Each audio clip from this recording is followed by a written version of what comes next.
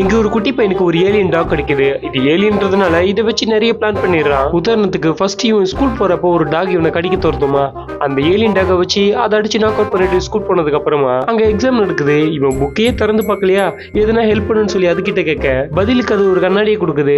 அந்த கண்ணாடியை வச்சு அதுல இருந்து ஒரு மைக்ரோட்ரோனை பறக்க விட்டு பக்கத்துல இருக்கிற பேப்பரை பார்த்து அதை ஃபுல்லா எழுதிடுறான். அங்கிருந்து விளையாடுறதுக்காக கிரவுண்டு பக்கம் போறான். அது பதிலுக்கு இவனுக்கு ஒரு ஸ்போர்ட்ஸ் செஞ்சு கொடுக்குது. இவனும் அங்க விளையாடி முடிச்சுட்டு அடுத்தது ஸ்விம்மிங் பூல் கிளாஸுக்கு வரானா.